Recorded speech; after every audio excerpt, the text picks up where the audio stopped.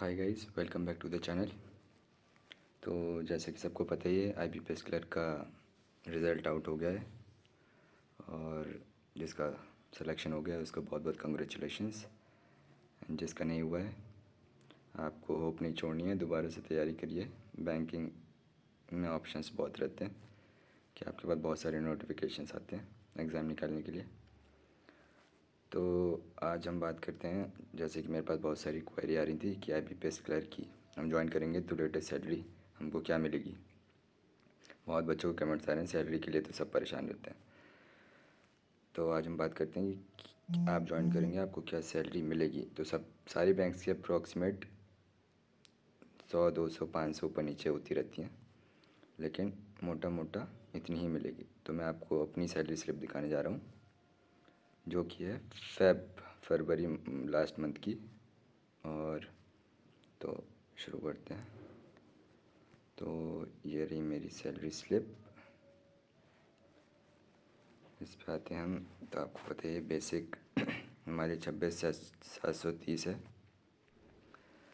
ऊपर मेरी personal information है जो हाइड है, और उसके बाद उस पर स्पेशल पे लगता है ट्रांसपोर्ट अलाउंस, HRA मिलता है आपको, स्पेशल अलाउंस, डियरेंस अलाउंस।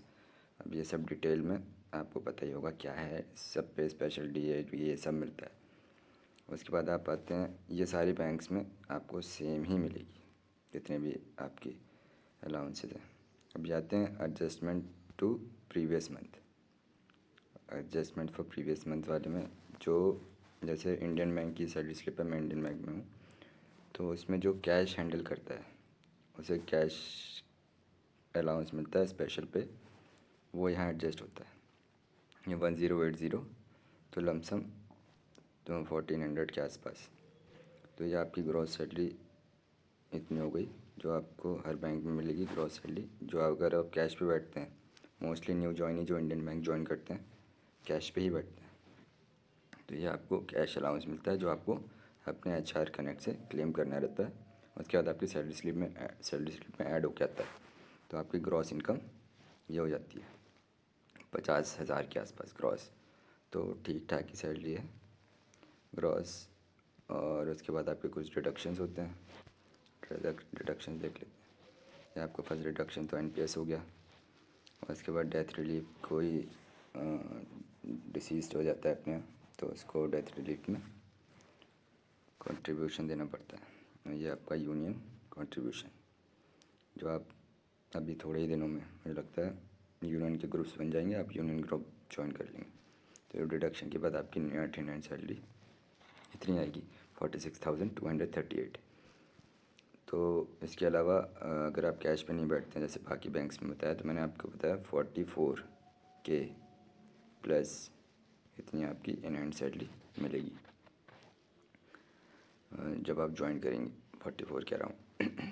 इसके अलावा अलाउंस क्या क्या होते हैं, अब बाकी बैंक्स का तो मुझे आइडिया नहीं है, लेकिन मैं अपनी इंडियन बैंक के अलाउंस बता देता हूँ आपको कि अलाउंस क्या क्या मिलता है। तो अलाउंस में मिलता है आपको सारे अलाउंस अपने HRMS से क्लेम करने रहते हैं। तो पहला होता है पेट्रोल या कन्वेंस। यहाँ पे पेट्रोल का आपको बाइक के हिसाब से नहीं मिलता है कि पेट्रोल का इतना लीटर का, वो कुछ नहीं है इंडियन बैंक में। यहाँ पे मिलता है 1400 रुपये कन्वेंस या पेट्रोल अलाउंस ये। इसके अलावा मिलता है आपको न्यूज़पेपर का 175 रुपीज़, ये मैं अपनी पिछली वीडियोज़ में कवर कर चुका हूँ। 175 रुपीज़ न्यूज़पेपर का। और इसके अलावा मिलता है कैंटीन सब्सिडी। कैंटीन सब्सिडी मिलती है आपको 360 रुपीज़ पर मंथ।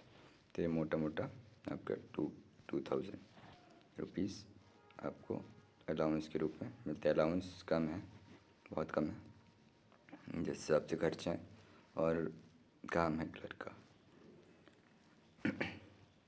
हाँ, तो आपको मोटा मोटा अगर मान लें तो 46K ये और 2K वो, तो 48K कह रहा हूँ आपकी इन हैंड सैलरी होगी अगर आप कैश पे बैठते हैं और क्लर्क ज्वाइन करते हैं इंडियन बैंक की। बाकी बैंक्स की इसके अराउंड 46 के अराउंड इन हैंड सैलरी होगी अगर कैश पे नहीं बैठ रहा है इंसान तो। और बस यही है सैलरी स्लिप इंडियन बैंक की, जो आप ज्वाइन करेंगे तो आपको ये सैलरी मिलेगी। बाकी चैनल को सब्सक्राइब कीजिए। जो भी रिज़ल्ट लिस्ट में है उनका मैं कंप्लीट एनालिसिस कि कितनी पिछले साल गई थी, फर्स्ट रिजर्व व सेकेंड रिजर्व लिस्ट दोनों का डाटा है मेरे पास यूपी का, मैं आपको प्रोवाइड करूँगा और आप देख लीजिएगा अपने हिसाब से। Thank you so much.